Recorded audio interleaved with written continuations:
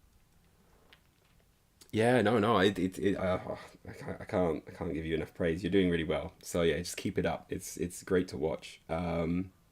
Really, really enjoyed the what was it, the seven, I forget the name of the video, but the like the seven rules that you should be like follow for Infinity. I just yeah, like a lot of a lot of the information there was like that's solid. Oh, that's solid. And it's kind of like stuff I was like, I know that was already in my head, but I always screw that up and things. So it was really useful.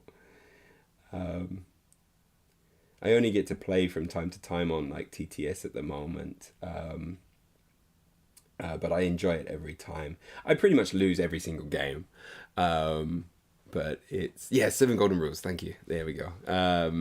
But yeah, I enjoy every single game I play of Infinity. But man, I suck. Uh, but I'm learning every time that I do it. So it's a great game. I really enjoy it, and it's strangely like as long as the game was fun, I really don't mind losing. I've had like ones where I've nearly been tabled in the first turn and like but I still managed to claw back some points and play through to the end with some dignity. So it's been worth it every time. But yeah, it's kind of fun. It's cool.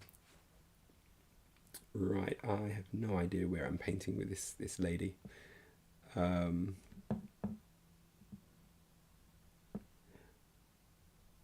but yeah, it's a really cool game.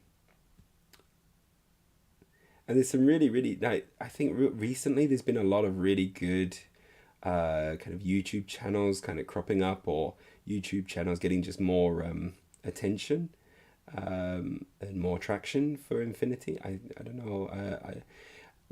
My problem is I'm kind of stuck in the bubble of being in Osaka, in the north of Osaka, where I don't know anybody who plays here. And COVID has kind of prevented me from actually going out to really figure out if anyone is playing in Osaka at any kind of miniature gaming events and things. Kind of board games is usually the thing that a lot of the foreigners will be doing, and then like Tokyo will have a lot of the scenes for miniature gaming. And I used to do some miniature gaming with Japanese people playing 40K, but I have no idea these days. Yeah, like it. Just to go back to the skill hanging in when it goes sideways can be difficult. Yeah, it can be, but yeah.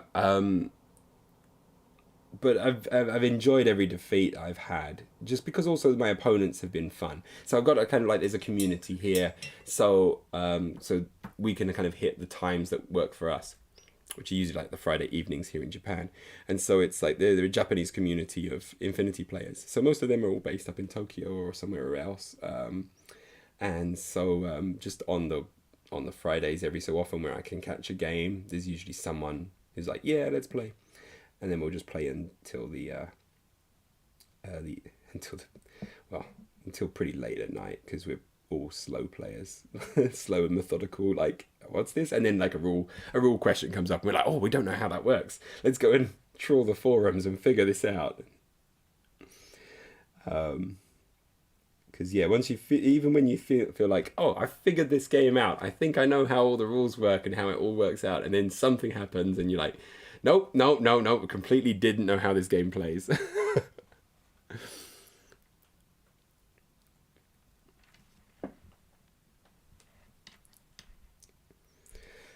All right. Okay, I'll go and do with one more highlight on this. I'm just kind of like at the what's it? Decision paralysis on where to place the paint with this model. Just because there's actually less places that I'm going to be placing for the black armor that she's wearing. Just because she's a Kempetai. I really want to get all my Japanese army painted up. I've got a bunch to paint, but I really like them when these guys are painted. I like the color scheme that I kind of ended up going for. I went for a Nobunaga Oda Nobunaga kind of color scheme in terms of his army's kind of armor color, which was kind of like a lot of black with blue trim, blue and kind of gold trim. Yes, yes, it does. Oh, right, you're in the Netherlands. Oh, I'm kind of jealous. I would love to perhaps like live in places like I would love to live if I could. If me and my family could go somewhere, we were talking a little bit actually, like if we were not living in Japan and we didn't go to England, we'd probably like to go somewhere, probably like in Scandinavia. Would be like up our street, but like Netherlands would also be a good spot, I would say. But I bet it takes a lot of energy. Yeah, yeah, yeah. But it's worth it if you're really into it, I think. Hot pink, fantastic.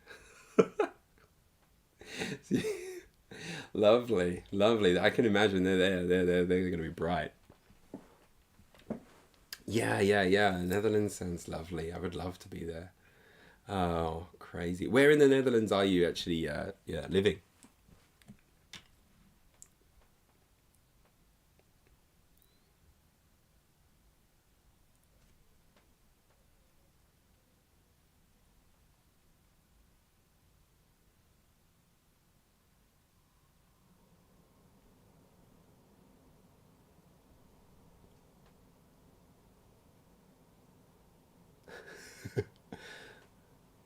Oh, lovely, lovely. Oh, great. Rotterdam. Okay, Rotterdam-ish. Yeah. I mean, yeah, I'm not going to know any of the names of the places other than the famous ones, I'm afraid. And I think since coming to Japan, my geography's probably gotten worse rather than better. Certainly for places outside of like Asia. Um, but yeah, my color scheme for my JSA are actually fairly serious in comparison to yours. It sounds like. Oh my god. In Japan, I've been here now. I'm kind of ashamed to say about 14 years. Yeah, about 14. Um, COVID's been a bit of a bummer, to be honest. Luckily, I mean, I've got family, so we just hang out with family all the time. It's just me and my wife and my kid, a lot. But lifestyle is just busy. So yeah, yeah, and my wife doesn't speak English, so we communicate in Japanese. Um, my Japanese is not that great, to be honest, but I can do lots of conversation and things like that, and can talk about the stuff that I need to with my wife, and she's patient enough to kind of get through my dribbly Japanese. But yeah, yeah. It's funny actually. Like I was actually just saying to a coworker because I work in a preschool, and I'm in the management at the moment. And so any time we do anything online, so this whole COVID period, whenever we do stuff online, um, yeah, I've heard it's quite a tough language. It's really difficult. I imagine it's quite difficult to pronounce and things. With Japanese, you have to kind of relearn your grammar. Everything's completely in a completely different order. So there's actually conversations I'll have in Japanese, and I'll then actually think about going, how do I say that in English? Like I can say it in Japanese quite comfortably, but then I'm like, how would I actually say that in English? It's so strange. There's certain situations and things that things would just make sense to say it in Japanese, but if I said it in English, it just wouldn't make any sense whatsoever. I think like even just on the phrasal level as well, like just like when you finish work and things, you say "Oh, otsukare-sama desu," um, and everyone says this to each other, and it's basically says I guess like, as a rough translation, it's like thank you for your hard work today. But you just kind of say that at the end of doing anything with somebody. Like, even when you finished a party and things, you're like, thanks for the hard work. Hard work drinking. And things. It's just like something that we wouldn't say. And so it's really hard to translate it usually and things because it's just like culturally different. And it's kind of interesting. There's a few of those kind of culturally interesting phrases that just don't translate very well and make perfect sense in the context of a Japanese conversation. And you'll hear it and use it yourself because you've been in the culture for a while and be like, yep, that's completely normal. And then you kind of rethink it and go, what would it be like in English? And you're just like, that's just weird and doesn't make any sense whatsoever. So kind of is interesting as you kind of adopt the culture as well. And I've heavily adopted the culture of a Japanese person almost in a lot of the way I am. Lekker and gefilicketeerd. I'm probably butchering that pronunciation. But yeah, lekker gefilicketeerd. I don't know. Yeah, that's a hard one. I'm not. Yeah, I'm terrible at European languages. Right. I never. I studied French at school, but never really remembered any of it.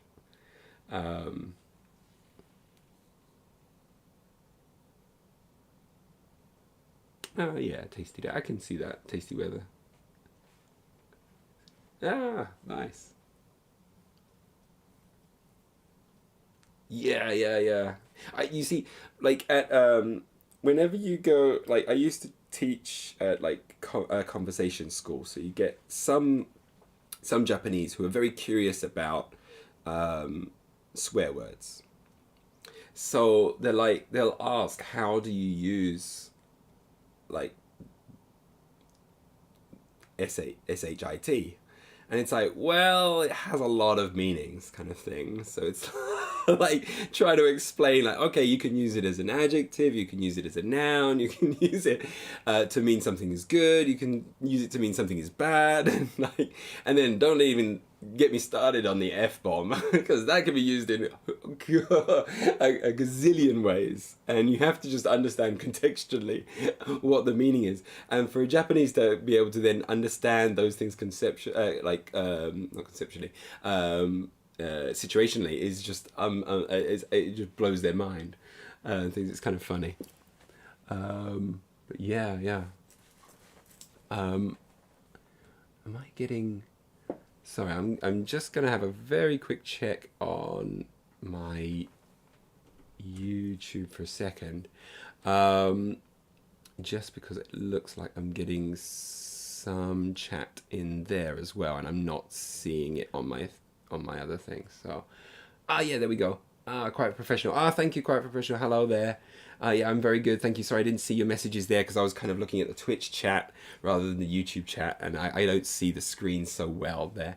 But yeah, I'm doing all right. And it looks like you're already off. So yeah. All right. Yeah, but good to see you if you're still there. Thank you very much, quite professional, just for popping in. Yeah, I got to get used to like restreaming. This is the first time I've tried to do a restream where I'm like doing Twitch and YouTube at the same time, and so on the actual screen it'll have like both messages coming from both streams, except on my screen, like on my my OBS. The actual screen is small, so I can't read any of those, and for some reason the chat on the side is only giving me the Twitch chat, so I'm like, so I've got to figure out how to fix that. But yeah. It's funny. Language is a crazy thing. It really is. It's funny, like so many people in Japan who don't go to experience English abroad, they kind of try to approach it almost like a science, and those they just they can't get it. They can't quite understand how to use English because they think it can be like a math equation, when it's like, no, language is constantly changing, and it's difficult in that way, and you have to kind of make sure you're listening to kind of enunciation and how you pronounce things and doing all of that stuff. But yeah, it's kind of cool. I actually had this kind of conversation the last time I was on the stream on Saturday. We had a guy from Liverpool, and because he was like, I couldn't place your accent, where are you from? And so then we went kind of on a rant of like different British accents, and me doing really, really bad accents for all of them. But yeah. Yeah, no, the Dutch are fantastic at English. So there's no purpose sometimes for an English speaker to go and actually learn Dutch, because they're all so bloody good at English. And like whatever you learn to do is going to pale in comparison, and they can just speak, and it makes it easy for you. So it is hard to learn those languages as an English speaker. It's sometimes harder to learn other languages, or at least have the motivation to learn other languages, just because other people can speak it so well. In Japan, I was kind of lucky. When I first moved to Japan, I kind of lived in Wakayama, and Wakayama is kind of more of a country town, so a lot of people just don't speak English. So I used to just bar hop. I used to go to all the bars, meet all the owners of the bars, just drink myself silly until the early hours of the day, and kind of just talk. Learn to talk in Japanese a bit. They suck at the sarcasm. Yeah, believe me, if you want to see a nation that sucks at sarcasm and doesn't get irony and things, Japan is also has that issue a little bit. It is funny. But yeah.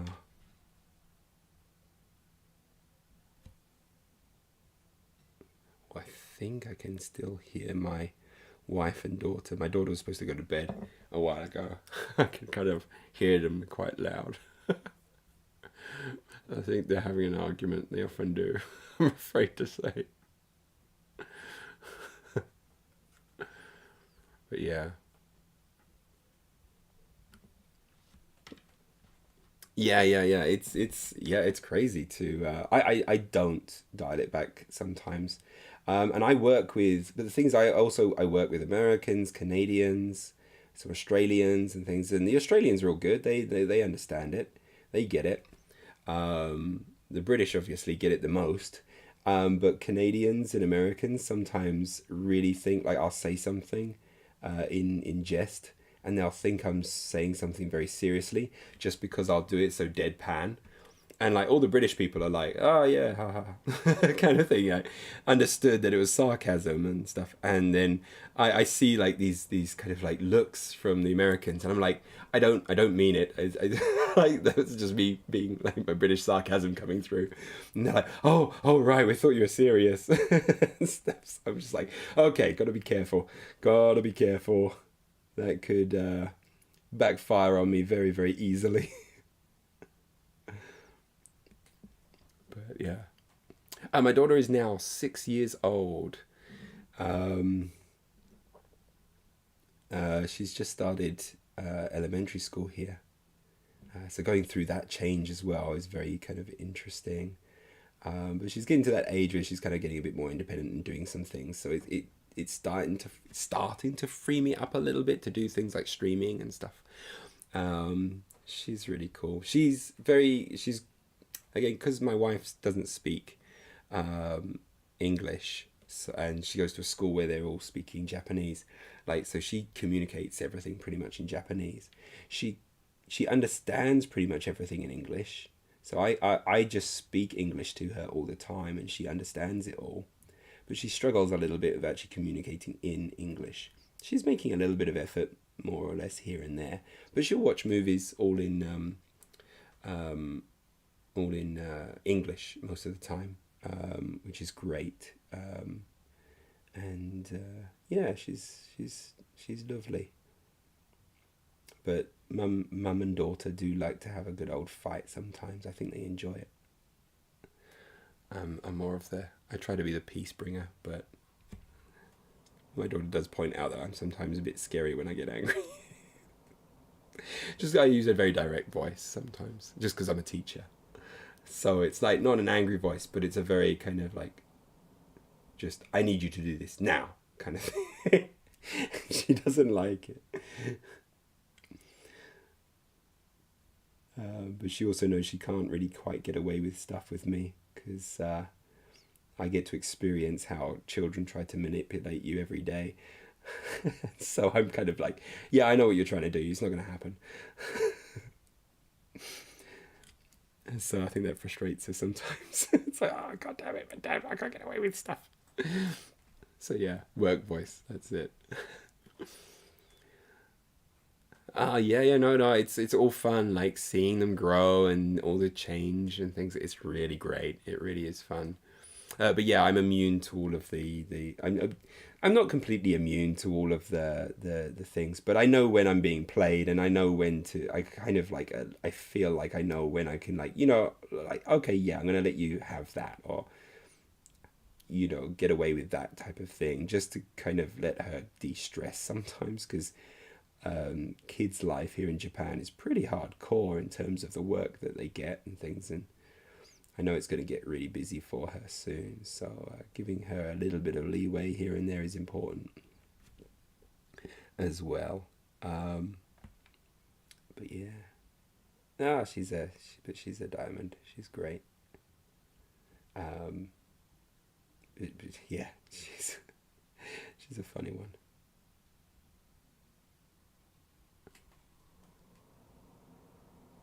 Ah, it's more tiered. I'd imagine it's pretty good systems in, like, in education. They take it very seriously, but they approach it a little bit. Oh, thank you for the follow. Hey. Um, they take it they take education very seriously in terms of actually funding it, is my understanding. Certainly in Scandinavia, and I believe the same is true in the Netherlands, where it's like, whatever happens, we're going to make sure that we keep education funded. No matter what the economy is, that's the thing. That's kind of one of the reasons why the tax is high, but it means that the tax that is high is being pumped back into, pumped back in for regular people, because it's actually being paid for those social services that everyone can then enjoy, rather than tax breaks, which are sold as ways of helping you save money, but really what they're doing is saving rich people more money. Yes, I'm a little bit lefty.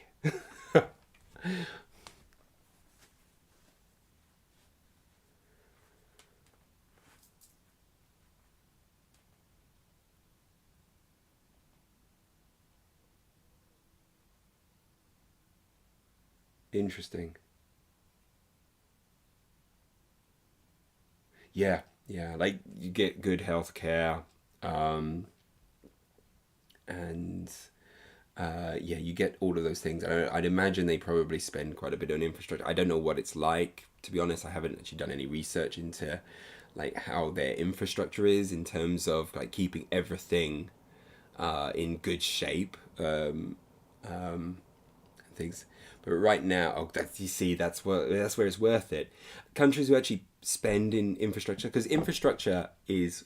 We're going to get a little bit political here. Hey, hey, this is going to be fun. Infrastructure is, for politicians, is not sexy. Not that politicians are ever sexy, but it's not a sexy thing to talk about, and it doesn't, like, they kind of tend to talk about doing more new building and new things, because that's what kind of is, like, going to get their attention. Where actual infrastructure doesn't really garner much attention, even though those are the things that are actually going to make the biggest difference in improving a country, by basically just taking care of everything that's already there. And so my impression is, like, countries in, like, Scandinavia and things, they are just like, yes, we're going to spend in infrastructure. They don't really care about the sexiness side of things. It's just like, yeah, this is the right thing to do for the country to make it run better. And so we're going to spend money on making it better and making sure it keeps working and things. Whereas America and England follows suit in what America does is basically not spend anything in infrastructure, because it's not a populist thing. And at the moment, we've got these populist crazies on the right who are just running our countries. Um, so yeah, because England's right now is a mess. Absolute mess. Just watching it from a distance seems like an absolute shit show. But yeah, This is why I just paint models. I try not to actually get political and things. I just want to paint my models. But yeah, it's kind of like, that's the thing also that stops me from going back to England at the moment. And that's why we would discuss, like, if we go and live in another country, probably not England. And also one of the things is it's almost impossible for me to get my wife into England without me either being just rich, or at least having a job that's getting me in the higher end of a yearly bracket. And also my wife also having to pass a certain level of the English exam, which I think she could with just a little bit of study and practice, to be honest. But it's like there's so many hoops in getting your wife over. Although right now, because of the Brexit ordeal that's been going on, I think actually they've made it a little bit more lax, because they realize they actually need people from other countries to come in. So it's I think I heard, I need to actually research and see, but I think they actually made it a little bit easier to actually, if you're British and you have a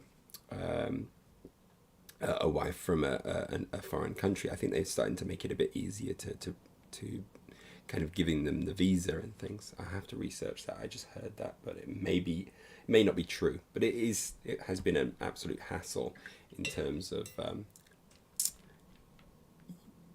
trying to actually do that kind of stuff. But it's I and it's funny as well, when I go back to England, I get reverse culture shock now. I'm much more comfortable in kind of like the Japanese systems, and how things are run. So like here, so like in England, we in English language countries, we have the phrase, the customer is always right. Japan obviously goes to that next level with it, and their phrase, their kind of equivalent, is the customer is God. So like customer service here is really phenomenal. It really is good. And so when I go back to England, I went back to England a few years ago, just before COVID, and I went to a restaurant. It was like a diner style restaurant, and so the staff are kind of walking around the front, and it's almost like a bar, set up like a bar. It was in London, and you kind of sit at the bar, which just curves around the whole thing, and they serve and things, and there's like a whole bunch of customers, and I got like a burger, and I was eating, and as I'm eating, the staff are like talking about how drunk they got the night before, and like people like throwing up at the sides of the road and things like that. I'm sitting there eating going, this would never happen in Japan. This would never happen in Japan. And I'm like, I'm like actually like inside like raging a little bit. And I'm like a pretty chill person, but I was just like, oh my God, who does that? Who does that at their work? And I'm looking around at all the other customers who are, like a lot of them are older than me and things like that. And they seem perfectly happy with the conversation, this very loud conversation, which is about how drunk they got the night before. And they're even like even when they finish and pay and things, they're like tipping and going, oh, fantastic meal, thank you very much, lovely atmosphere and stuff. And I'm just like, have I just been away too long? Have I been in Japan just too long? What's gone wrong with me here? Am I the weird one for thinking this? It was just so odd. So yeah, it's weird. Like once you start living abroad in a country for long enough, you get reverse culture shock. You kind of go through these weird phases of like initial culture shock, or initial kind of like a love of a culture, seeing everything that's good about it, and then you kind of, after you've been there for a while, those things start wearing off, and you see all the things that bug you about the culture. And so you kind of, and this happens a lot in Japan, so you get a lot of the foreigners here who just complain a lot about the culture of Japan. And it's like, okay, like this is pissing you off, why be here, like it's you could easily like go somewhere else if that's something that really bothers you that much, as someone just coming over here and just doing a job, but then I went through certain period of where I'm just like, oh god damn, this part of the culture. And then you kind of like level out a little bit more, and you kind of get a balance of the both, especially when you go back home and then you spot all of the things that like frustrate you. Like, say for example, when I first came to Japan and eventually kind of had that frustration with Japan, and was like, okay, well, I'll go back and visit the parents for Christmas and things. When I'd actually go out, I'd be like, why does England do this way? This is dumb. Like, this is what we do in Japan, and it makes so much more sense, for whatever. And then you realize, okay, yeah, there's going to be positives and negatives everywhere you go, kind of thing. And you can't let yourself fall into that the grass is always greener on the other side type of mentality, because there's always going to be those differences. But yeah. Not getting much painting done, which is fine. But I'm enjoying the chat. This is lovely. This is the thing. I only need like one person in my chat on a stream, and I'll just rant for ages. It's so odd. I try. There's a few times when I'll be on a stream and there's just nobody here, and so I do my very best to just talk as I'm painting. Just so that if anyone ever did watch the stream again, that it's just not me just quietly just going like this. And I was kind of saying earlier to Mini Scribbler that I actually do like YouTube. Part of the reason I do YouTube and painting is that it actually mixes a few things in. So obviously one hobby is painting miniatures and playing miniature gaming. The other part is that I did a film degree when I was at university, and so I enjoy like the editing process and things, and being a little bit creative when I can on stuff. And then the other part as well is I'm a very nervous public speaker, and so actually I noticed initially I did like some like ages ago I tried to do some like video game YouTubing type thing, and it was like completely unedited and things. It was awful, absolutely awful. But what I found was really useful about doing it was when I recorded them and listened back to everything, I realized how much I mumbled and I didn't say things with clarity. That's the best way to be for editing. Just be slow and a perfectionist, because it makes your editing good. It just like, it's so weird. Like I'm like, I struggle to get subscribers and things, but I'm completely over the moon that I've got like 400. It's just like, oh my god, this is so amazing. For me, there's always that nagging bit where it's like, I just kind of want some more. But I'd probably be able to do that if I was lazy with the editing, but then it wouldn't make my videos mine and special to me and things like that. So I think it's worth doing the editing process. So you like this, the video that I've got running down in the corner there, the mission that I did with Defiance, that is probably like that was like almost a 4-month intensive work on that, because I went through various formats changes and design phases. There's like, actually, if you like went back and actually watched I think it was like what's in store for 2022, it already had like a prototype video bit for the Defiance, and it was a completely different look to it. But I basically did that video to learn how to do animations in DaVinci Resolve and learn how to use is it Fairlight? I think Fairlight to do all the animations, which is I think, is it Fairlight? Fusion, using Fusion to animate everything, which is a bit like the Adobe After Effects and things, and just basically learn exactly how that all worked and design those things. And if you go and look at like my edited actual video on the actual the Fusion nodes and things, it's like a mess of nodes. You wouldn't believe. If you have a look at it, you can see how much work I put into that thing. And I look back at it and go, what the was I thinking making this thing? And then, of course, people like it. I'm like, oh, God, I'm now going to make more. So I'm like in the process of making the second one. I've already recorded, like in terms of filmed it and played it. I've just got to, and I've also had to put in all the other models. Just sorry, I'm like rambling. I'm not even looking at your messages. Sorry. Yeah.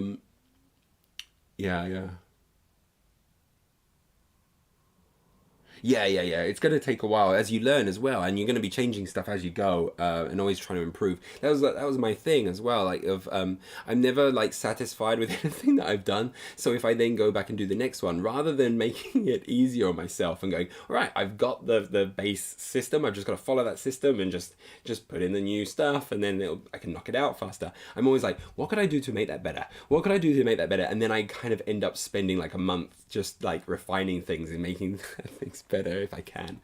But yeah, it's to be honest, I don't have these skills. I literally came in with 0 skills. It was literally just time and a desire to make an interesting video like that.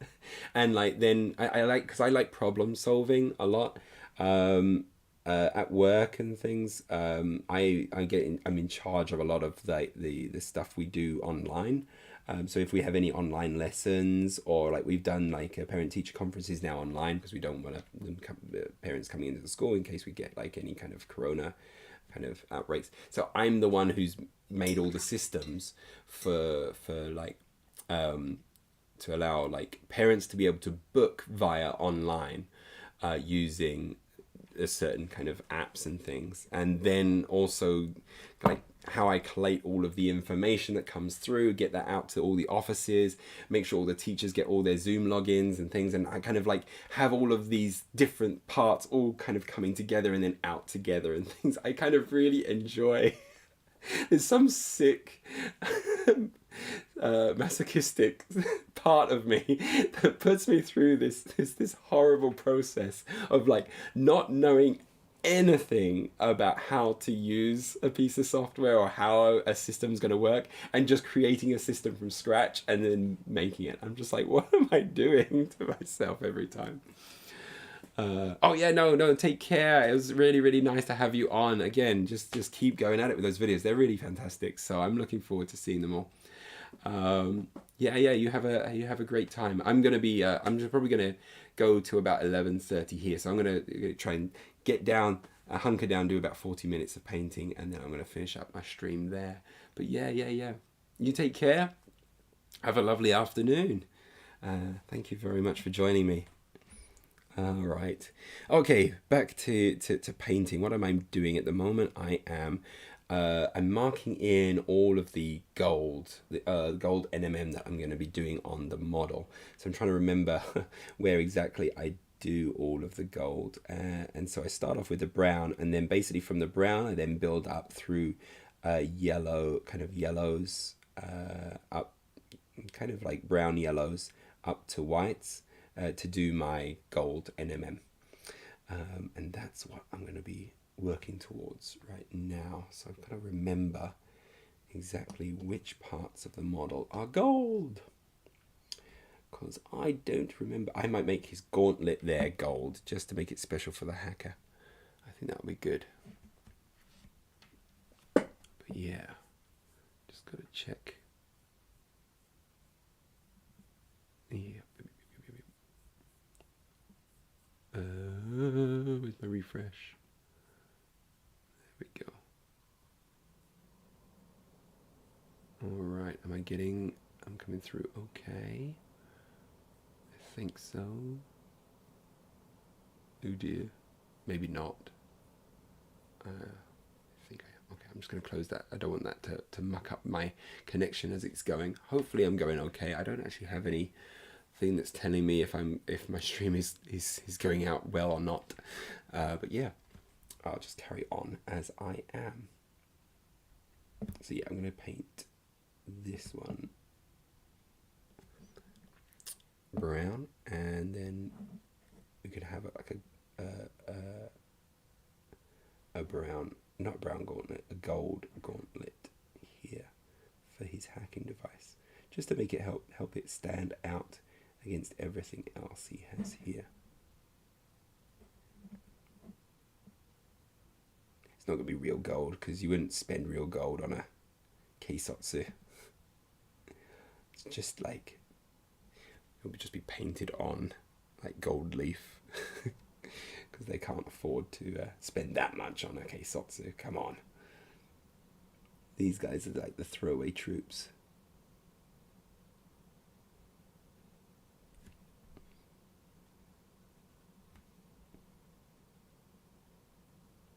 But having a core team of them with a missile launcher is a nice cheap ARO cheerleader squad.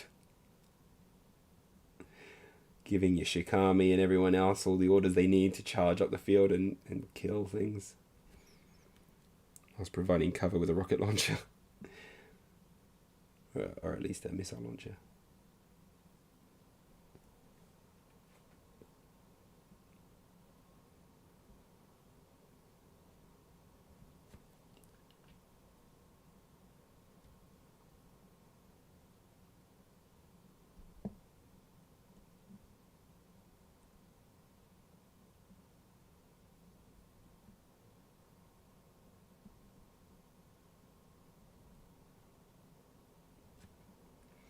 I know those bits are going to be gold.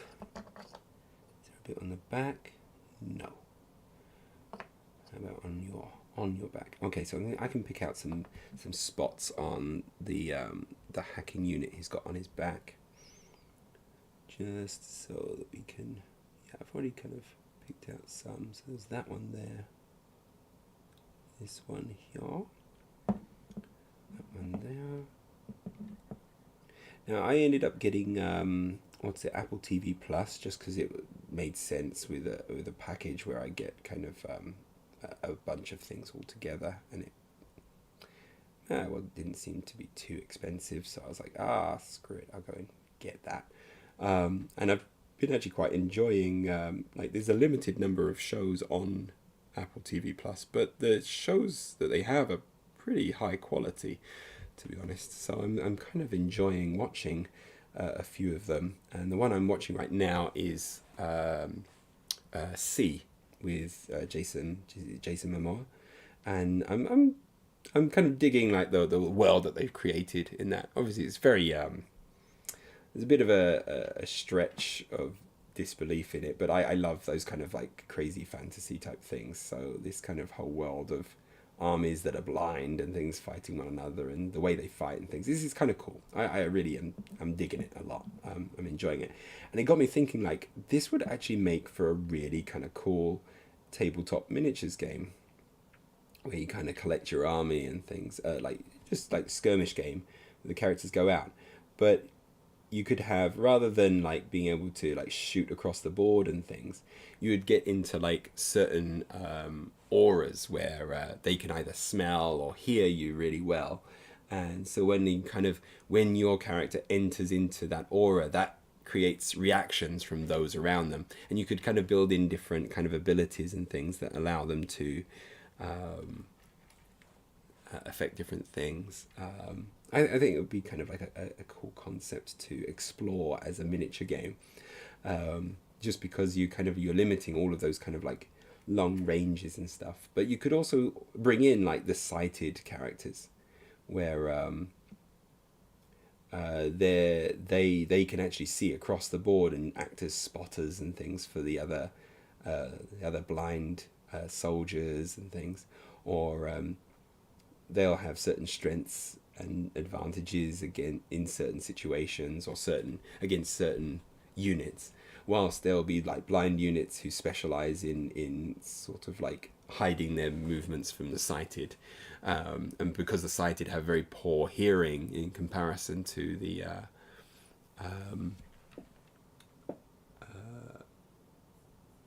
who's that one? That's just that. Just because the sighted would have very poor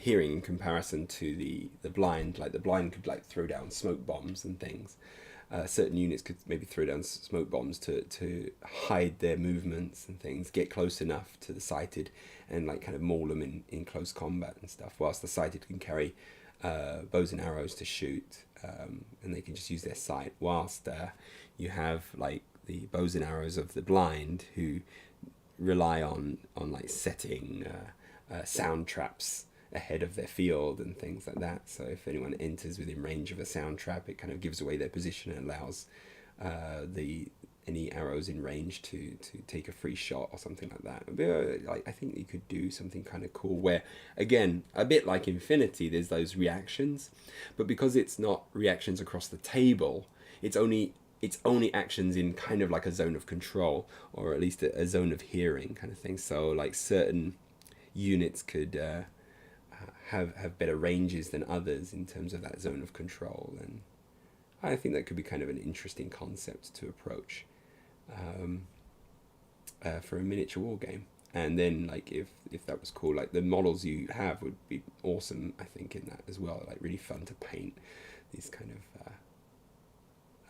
these characters based off of the game, the TV series C. It's pretty cool.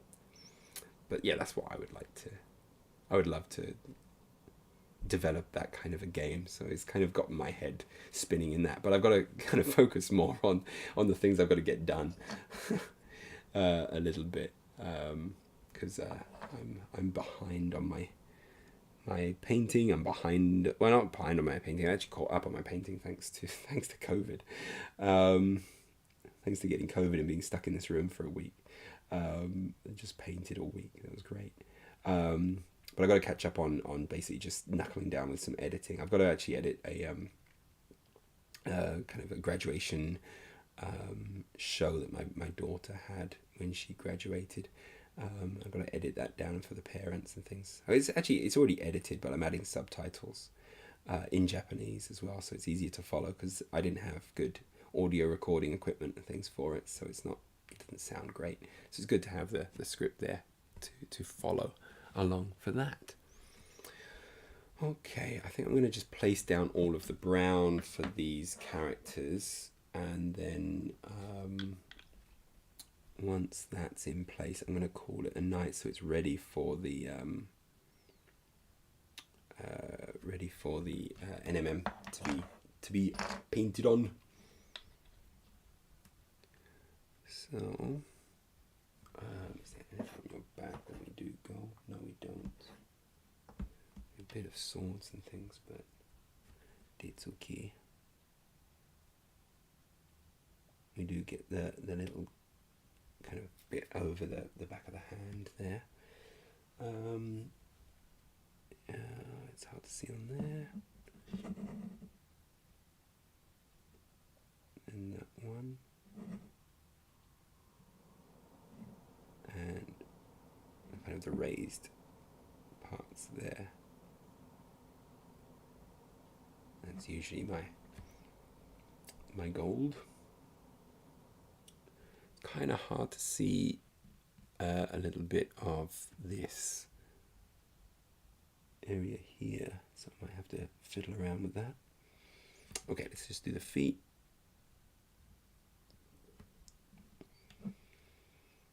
Again, anything I miss, I can always come back and do again, and that's never a problem.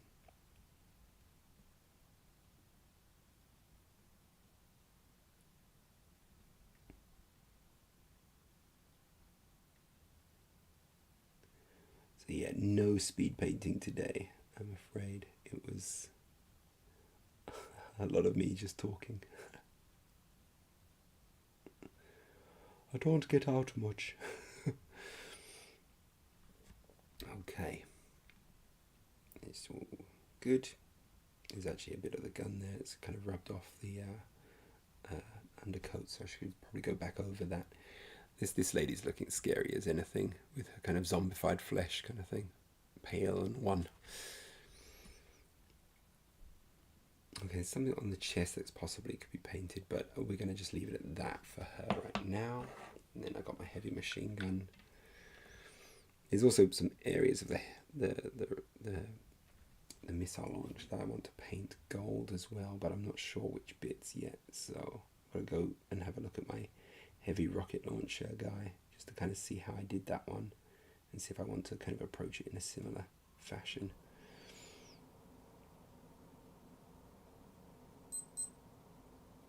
Oh, that's 11 o'clock here.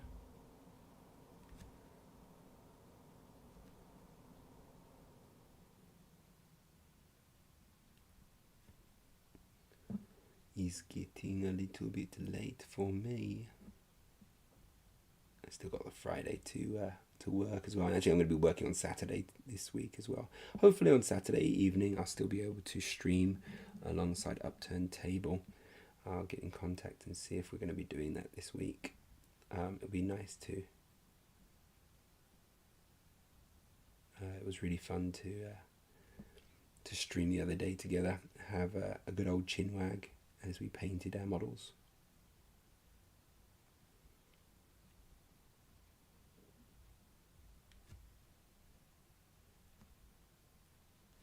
Now, did I do? Oh, okay, that one I did as an actual strap.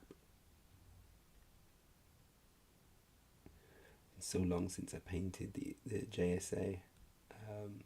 Oh no, actually so long. I did do the Domaru a little while ago, not too long ago, and they came out pretty well. They were fun. Okay.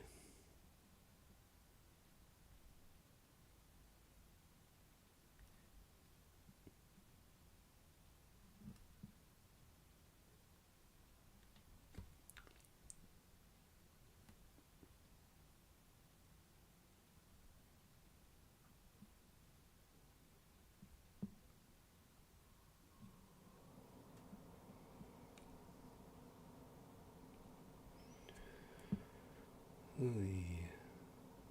we go. Alright. I don't want to get that kind of like little spot on your chest there. Okay, Sotsu don't have too many gold spots on their armor, being the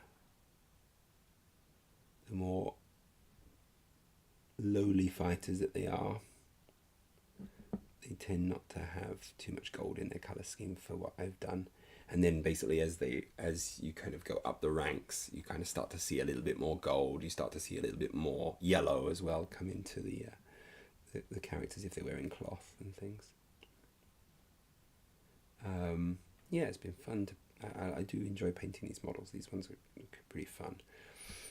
I'm just really, really slow at doing this kind of particular color scheme, just because like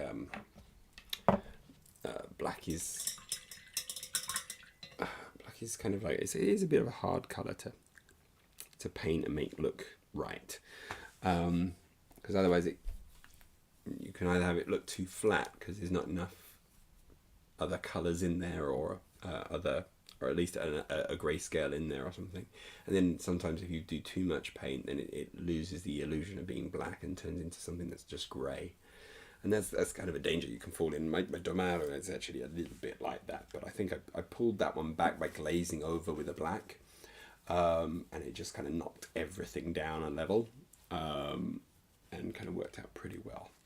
So there's always those options as well. And also that glaze helped blend a little bit of it together a bit. I find that can sometimes help. But I'm going to be calling that one a night tonight. I was really, really happy with having a really, really good old chat today. Seems like me actually streaming onto two platforms is working.